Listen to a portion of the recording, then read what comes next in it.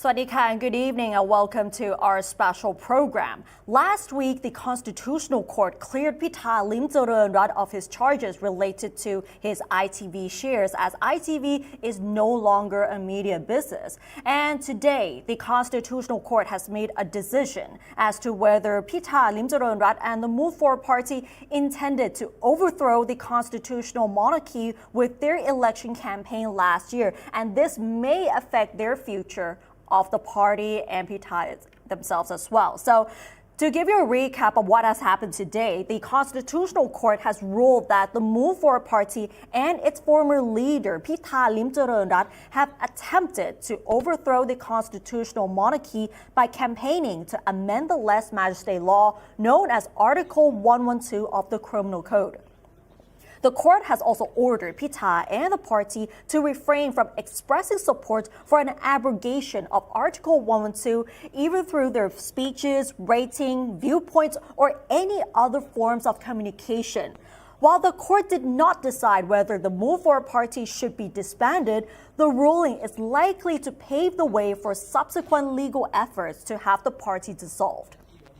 To explain a bit more about this case, the petition against Pita and the Move Forward Party was launched by Thirayut, a former lawyer for Pita Limjaroenrat, who's a former monk and activist allied with the Yellow Shirts, and this happened last year. So Thirayut accused Pita and the Move Forward Party of attempting to overthrow the constitutional monarchy as they campaigned for the amendment of the lese majeste law during the elections last year.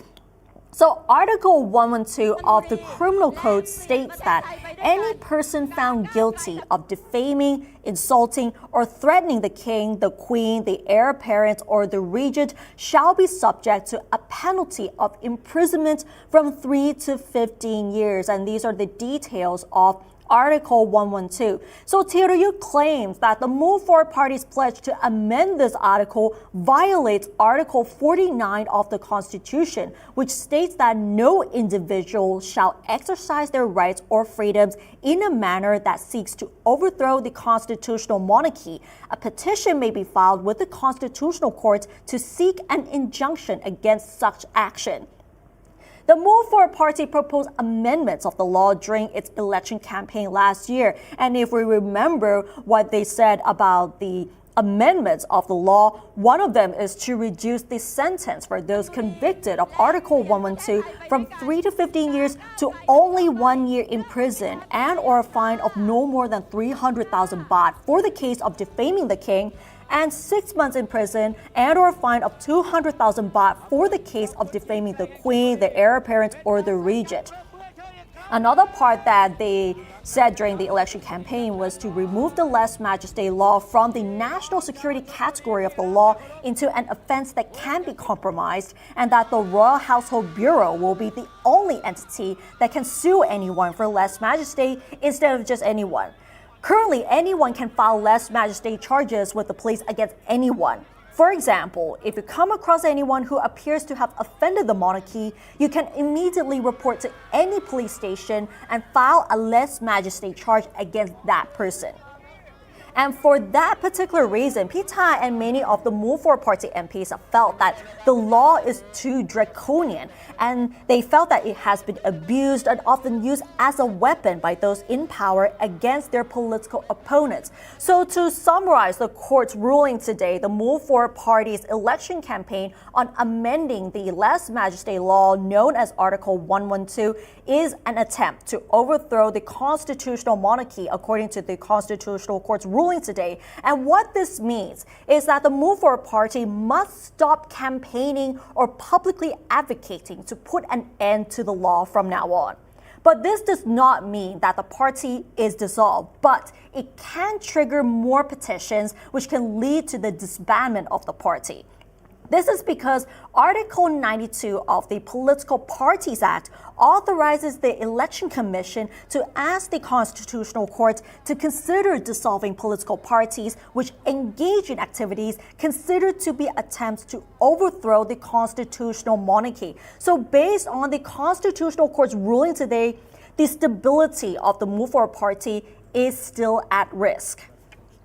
And after the court's ruling today, the Move For Party actually held a press conference right after, stating that they had no intention to overthrow the constitutional monarchy and that the court's ruling is harmful to Thailand's democracy as well. And right now, our reporter Frank Han-shi is actually there to cover the story, and he will be giving us the latest updates as well. So, Frank, can you hear me right now? Yes, please. I can hear you. Yep.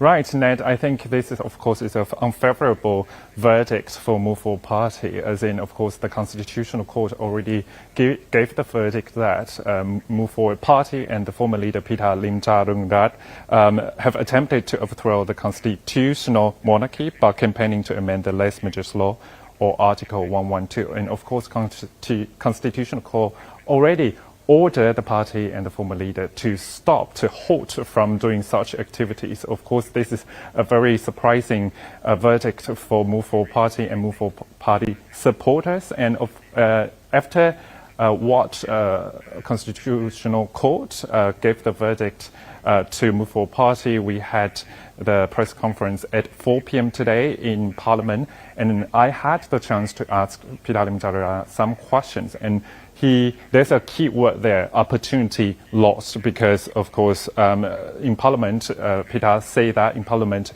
is a place where parliamentarians, they can talk about support for the monarchy, for Section 112, or the negative comment, objection to the amendment of Section 112. And this opportunity has been lost because it's very difficult for parliamentarians even to talk about it or discuss in the parliament. So I asked Pita Limjaroenrat if this verdict infringe of course, democratic values in Thailand. And this is what he said to me. I think the first question about what's my message to the voters. We've tried our best, and we have a very true intention of finding the proportionality of law between the protection of the monarchy and the proportionality of freedom of speech in the modern Thailand. So we have tried our best. The second part was about the boundaries between executive power, legislative power, and constitutional court, not judicial power even. But when we see, if there's any challenges or potential in the society, and we want to be a member of representative, we want to represent the society, and we submitted whichever law that is being discussed outside of Parliament, and Constitutional Court can always come in and intervene.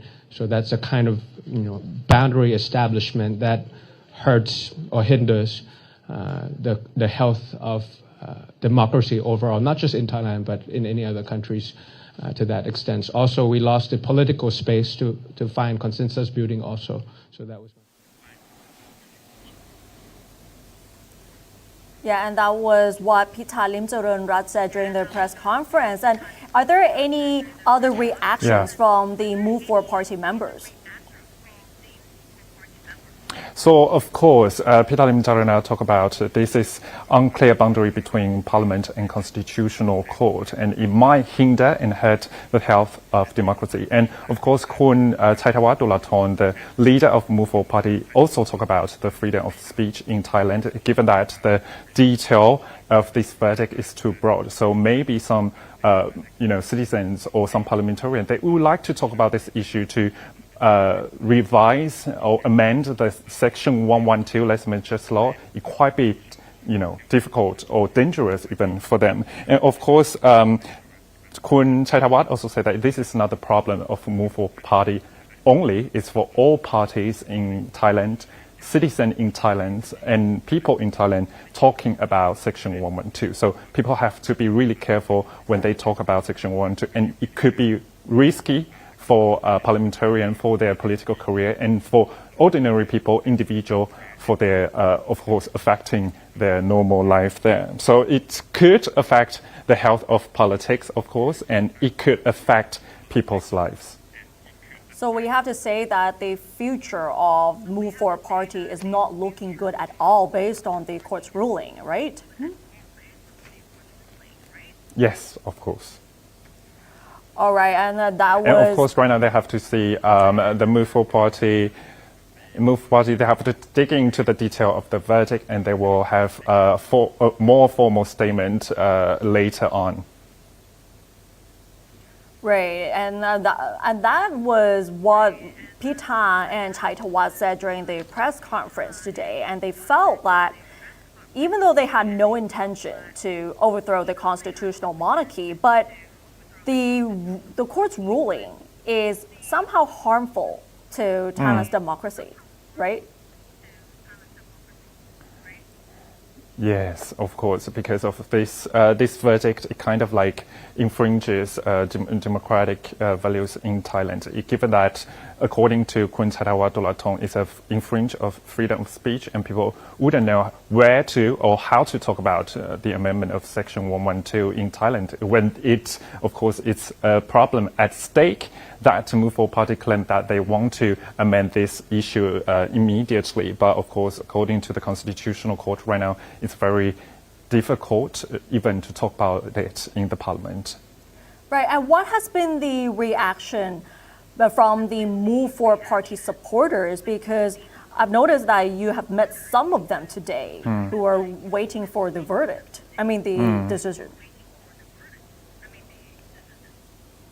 Yeah, of course, we've seen several Move Forward Party supporters downstairs at the first floor, and we talked to them. They are very worried about this verdict because they think that this progressive movement carried out by Move Forward Party could violate Section 112, and of course you talk about Article 49 here. And they just think about maybe Move Forward Party could be disbanded in the future. But of course, as what you said, Ned, this disbandment wouldn't come if the petitioner go to file another case to Constitutional Court. Right now, for the record, to clarify, of course, Constitutional Court this time, they just say that the Move Forward Party and the former leader, Pita Limjaroenrat, has to stop related activities to amend Section 112. So, of course, Move Forward Party leaders and Move Forward Party supporters, they are still concerned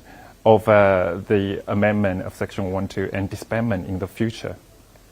So that means most of the supporters are really worried that the party may be disbanded later on because there might be like other petitions against them.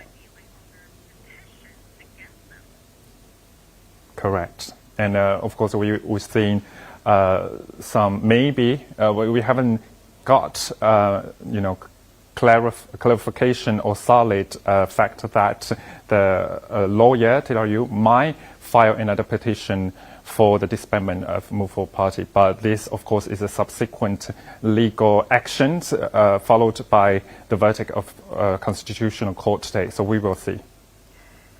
All right, and that was the latest updates from Parliament after you covered the press conference. And we have to say that the future of Move Forward Party is at risk because you don't know whether there will be like other petitions against them or not. Even the supporters are also worried about their future as well. And now it's time for an expert point of view in terms of the court's ruling. So right now we have Pit Pongsavat, assistant professor and head of the Department of Government Faculty of Political Science and at Chulalongkorn University, and he will give us his perspective of the ruling today. So, Kun Pit, can you hear me?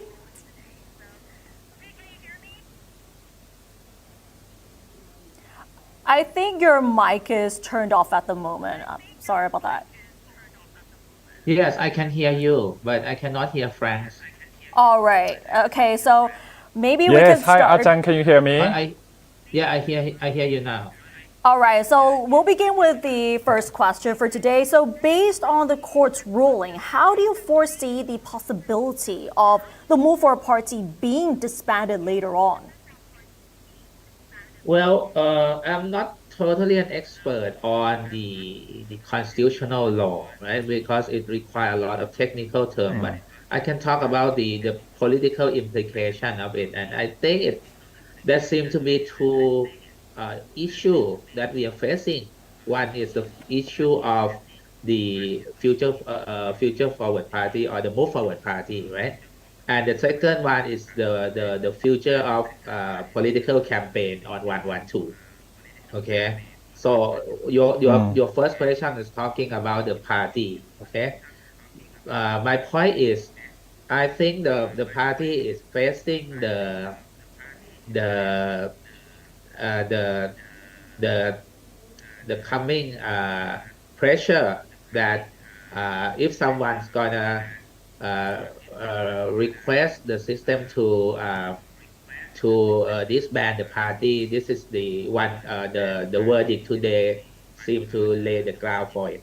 Okay, so there is a possibility that the party will face the charge on the disband in the near future based on the verdict today, right?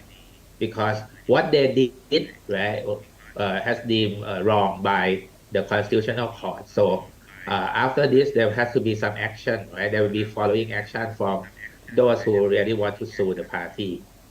Okay, so I think that's the first point. But the second point is very subtle because I think the constitutional court themselves trying to walk into the very kind of very fine line between the possibility of amendment the law, right, in the parliament and the impossibility of amending the law based on the public campaign. It seems like the constitutional court is very kind of very careful and very kind of not very easy with the campaign on 112 outside the parliament, right? I don't think the constitutional court clearly say anything that the amendment of the law is not possible, right? They trying to connect the campaign of 112 with the intention to overthrow the regime, right? But they didn't talk about the proposal of amendment the law within the parliament because they have some word like โดยสุจริต right? I mean like with the good intention, right? And they seem to connect the attempt of the move forward party with all the campaign about 112 and they don't feel like the campaign is so far, right? Both from the youth movement, from the party before election, and probably the current one are actually with a good intention. I think that's my point. Right, so looking ahead, what are Ajahn, the I think- possible options for Pita, and will it still be possible for him to deliver his campaign promise on Article 112? Well, I think they can still do it in the parliament, but with this kind of frame, right? With this kind of framework, with this kind of boundary, right? They will have to be discussed only in the parliament, which simply means that they cannot have the public support. Okay? Because I mean you can amend the law, but I think what's been going on for the past several years, right, is the campaign outside the parliament, which actually aim to bring more support from the people. I think the view of the constitutional court today seem to set the limit that if you want to amend the law, right, you have to do it in the parliament, right? And I think the next effect that will happen is that once the constitutional court set the perimeter for the possibility of amendment the law, right?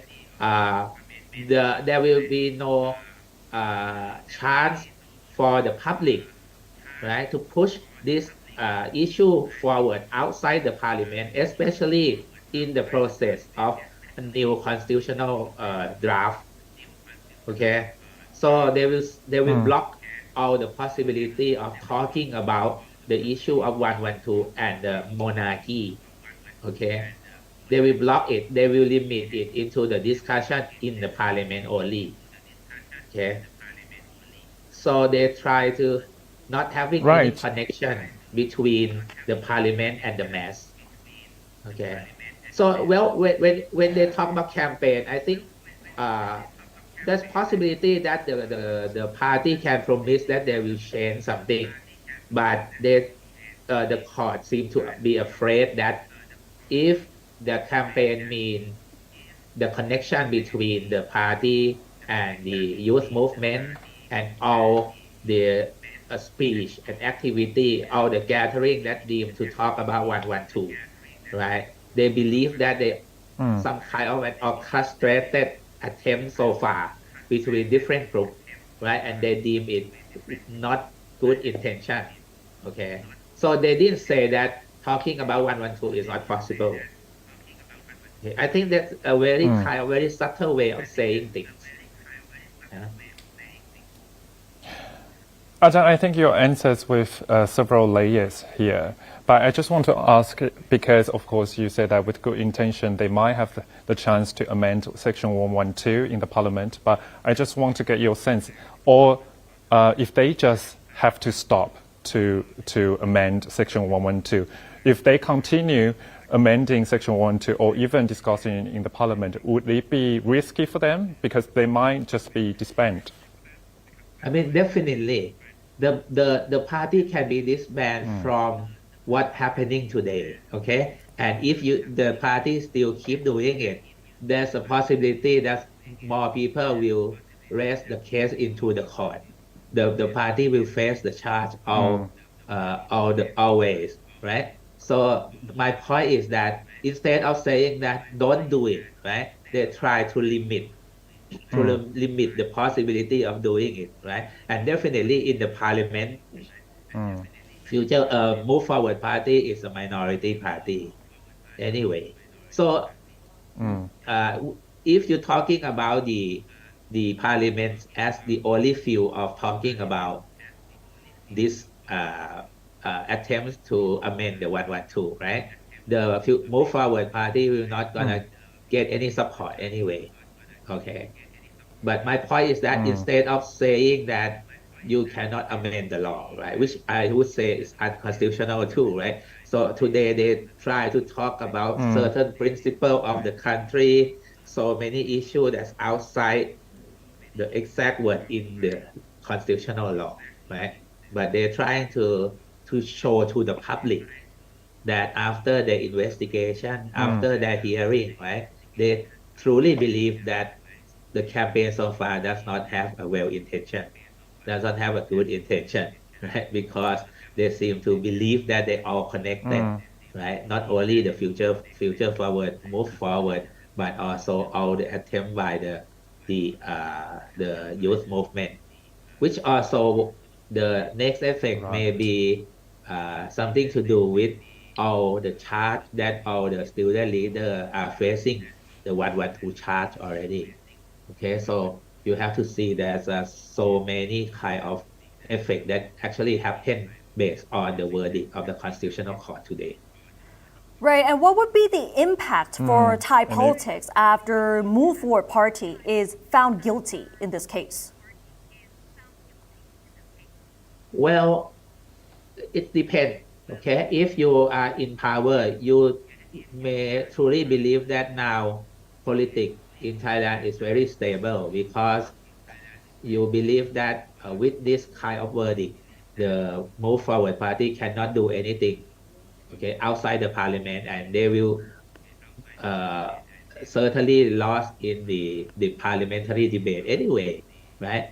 But if you look at politics outside the parliament, right, this is a truly instability of the system, okay, because you actually block the attempt of the party that actually having the biggest vote, okay, and the biggest vote actually, well, I would say partly based on the campaign of 112, right?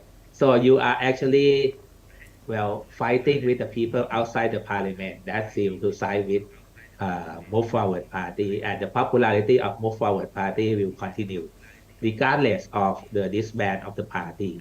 There will be the third uh, round of the party. There will be the third future forward parties, right?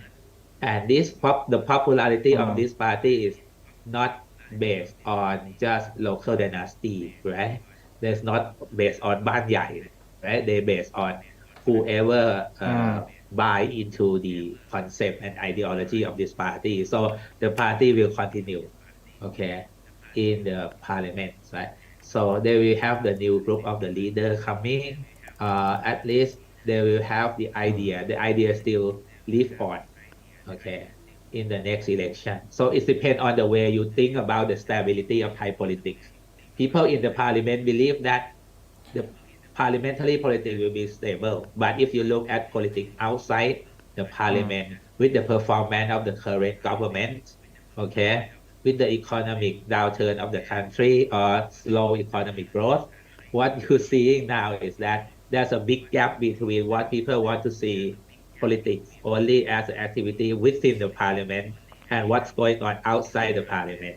So I don't think the future of Thai politics is very bright.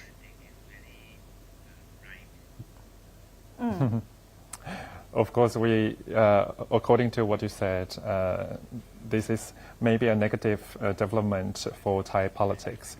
We talk about the progressive side in Thailand's politics. So I just want to talk about the pro-establishment side.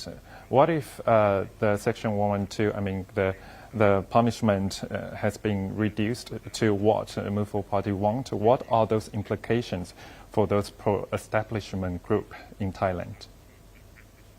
I don't care.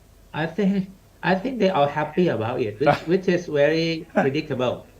But the point is actually Yes. what we should observe today is how the pro-Pheu Thai party is reacting, right?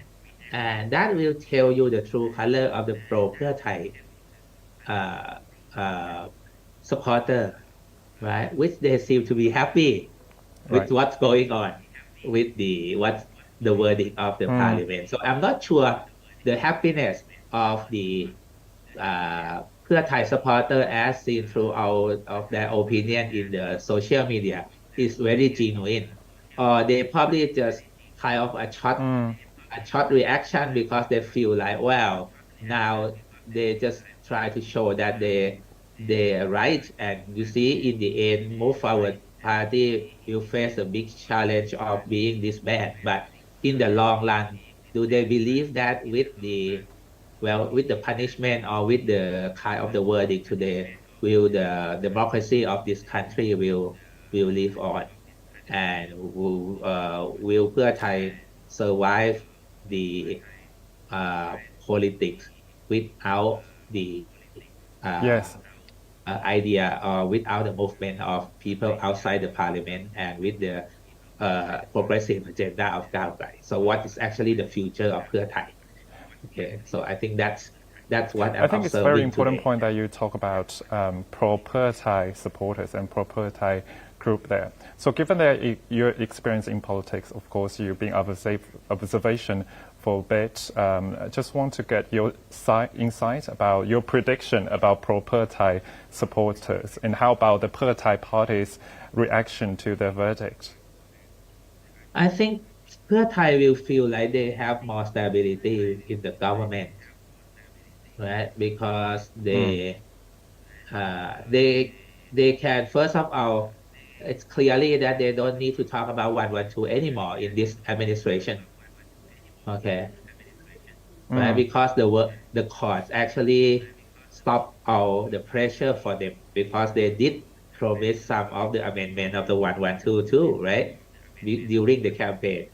And now the process of a constitutional redrafting or amendment will have nothing to do with the section 1 and 2, right? So they'll be happy with it. Okay, so the Pheu Thai supporter will be happy with it because they they don't feel like they have to fight with the Move Forward Party anymore in all the social media if the party is disbanded. However, I'm not so sure that if a Move Forward Party survive the next charge of being disbanded, the new parties that rise up from the disband of the Move Forward, if they get larger vote next time, even though they cannot form the government, okay, whether the popularity of the Move Forward Party or the new party after Move Forward Party, what will be the effect of that popularity toward the popularity of Pheu Thai? Okay, and if the size of Pheu Thai is shrinking, if the popularity of Pheu Thai is shrinking, do you think Pheu Thai and Thaksin will have enough leverage or enough power to negotiate with the establishment?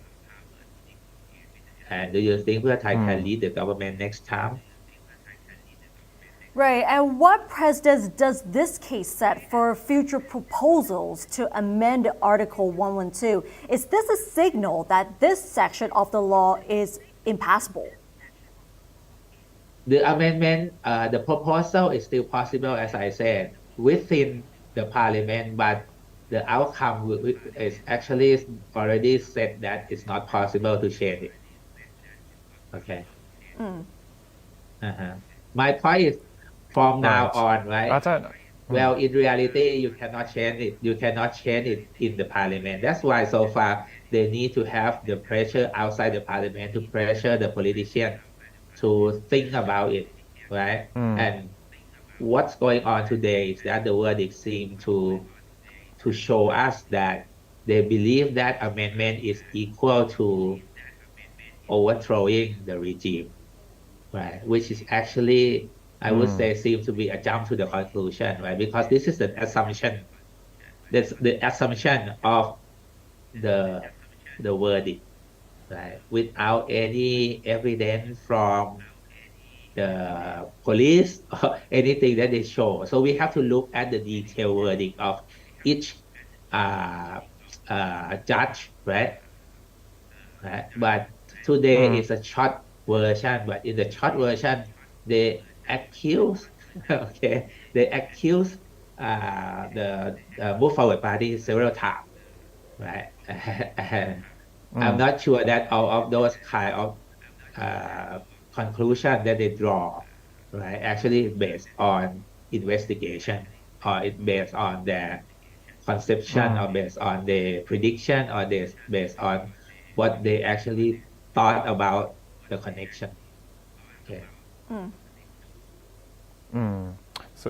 So you talk about the accusation assumption there. Just put Thai politics in a still water, and it's quite difficult for people to talk about Section 112 there. So just want to get your sense, last question here. So are you still optimistic about Thailand's politics in the future? Well, I want to say no. But, I think if we still have an election next time, right? We will see how Thai politics is moving, whether it's gonna be moving against what's going on today, or whether people kind of fed up with it and moving on by doing something else. Okay. But the shorter term, we have to see I think next year local election first. Okay. Because for sure the next year election, the local authority, right? The first local authority election, the provincial administrative organization election doesn't need to be registered under the party. So they can be any kind of independent group that run the local authority election, right? So maybe if Move Forward Party is not sending anyone, there can be another associated group like Gao Na or other group that can run, right? And as you see, in those kind of loophole in the Thai election politics, right? Gao Na group also have like Thanathorn Panika and Piyamut, right? And it's probably can have Pita and Chaitawat if the party is disbanded anyway, right? So it's not Yes. like, okay, they don't have room to play. And well, based on last election, right? If they have the third party after move forward party, right? You can see Thanathorn, Pitha, Shaw, and all those 44 people register themselves as the campaigner of the new party according to the loophole of the election law, right? Like what happened last time that Thanathorn, Piyamut Shaw, they were the campaigner under Cao Klai, even though they were disqualified as they were banned from politics for 10 years. Okay, so that might be possible even though they disband Cao Klai. Okay. All right, we got some great insights right there for the future of Move Forward Party after the court's ruling today. So thank you so much, Kun Pitpongsavat, for giving us your insights today. Okay, thanks for Thank you, Ajahn. Bye. Bye. Thank you so much for today. And that was Kun Pitpongsavat, who's the assistant professor and head of the Department of Government Faculty of Political Science at Chulalongkorn University, who has given us an insight and also predictions of what will happen to the Move Forward Party in the future as well. And that's all for our special program today. And thank you so much for watching. สวัสดีค่ะ